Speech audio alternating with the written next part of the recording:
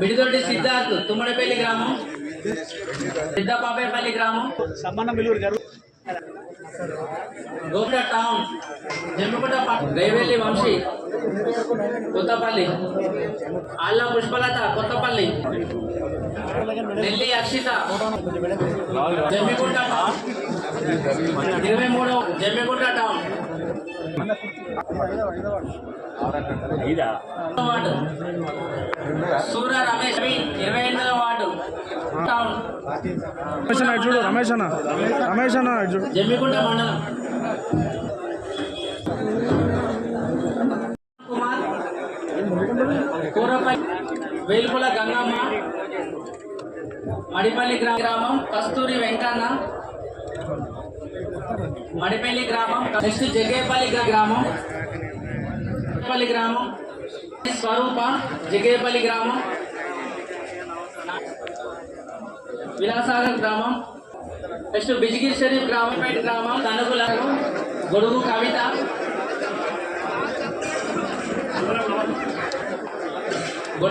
నెల్లు వేదిక వద్ద గ్రామాలు,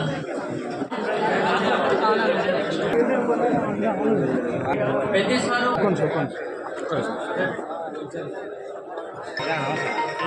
గ్రామం, గడివాణిపల్లి గ్రామం,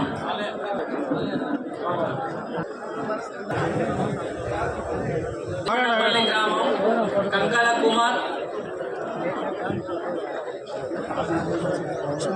కుమార్ వాగొట్టు రామన్నపల్లి గ్రామం, మల్లన్నపల్లి గ్రామం, గన్నం రవీందర్, కొమరమ్మ కనగర్తి గ్రామం, కొమరమ్మ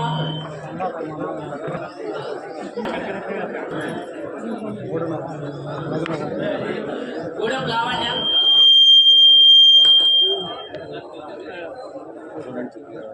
కాంగ్రెస్ పార్టీ పైన ఒక అభిమానంతో రేవంత్ రెడ్డి గారు కాంగ్రెస్ ప్రభుత్వం అమల్లోకి తీసుకొస్తున్న సంక్షేమ పథకాలు కావచ్చు, అభివృద్ధి కార్యక్రమాలు కావచ్చు, అవన్నీ గమనించి కాంగ్రెస్ పార్టీకి ఒక అవకాశం ఇద్దామని చెప్పి మరి ఇంత ఘన విజయాన్ని మాకు అందించినందుకు మరొకసారి అందరికీ కాంగ్రెస్ పార్టీకి సహకరించిన ఓటు వేసిన అందరికీ పేరున వాళ్ళకి అభినందనలు, కృతజ్ఞతలు, ధన్యవాదాలు తెలియజేస్తూ దాంతో పాటు విజయానికి సహకరించిన ప్రతి ఒక్క కాంగ్రెస్ పార్టీ సైనికులకి, కుటుంబ సభ్యులకి, అభిమానులకి, మా కార్యకర్తలకి, నాయకులకి అందరికీ మరి వారికి కూడా నేను కృతజ్ఞతలు తెలియజేస్తూ ఏదైతే మేము ఎలక్షన్లలో మాట ఇచ్చినాం, ఏదైతే ఎలక్షన్లలో ముందు మేము అమలు చేస్తామన్న ప్రతి ఒక్కటి రానున్న సంవత్సరాలలో అమలు చేసే బాధ్యత ఇక్కడ కాంగ్రెస్ పార్టీగా మేము మా పాలక వర్గం ఖచ్చితంగా అమలు చేస్తారని చెప్పి తెలియజేసిన సంక్షేమ పథకాలు కావచ్చు, అభివృద్ధి కార్యక్రమాలు కావచ్చు, ఏదైతే 15 కోట్ల రూపాయలు ఆల్రెడీ శాంక్షన్ అయి ఉన్నాయి వాటి పనుల విషయంలో కావచ్చు, మరిన్ని నిధులు ఇంకా అభివృద్ధి కార్యక్రమాలు, డ్రైనేజ్ వ్యవస్థ, మంచినీటి వ్యవస్థ, ముఖ్యంగా హాస్పిటల్ సంబంధించిన డెవలప్మెంట్ పరంగా,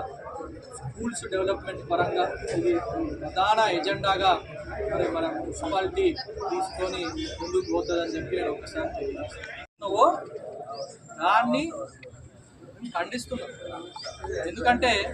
దేనిపైన కేసులు పెట్టి ఒకసారి ప్రజలు కూడా గమనిస్తున్నారు, ఆలోచించాలి. నువ్వేమైనా ప్రజా ఉద్యమాలు చేస్తే కేసులు పెట్టినా, సంక్షేమం గురించి నువ్వు ఏమన్నా పోరాటాలు చేస్తే నీకు కేసులు పెడుతుందా, ఎవరిపైన నువ్వు ఏమైనా ప్రజలకు మంచి చేద్దామని చేస్తే నీ పైన కేసులు పెడుతుందా? నువ్వు ఏం మాట్లాడినావు?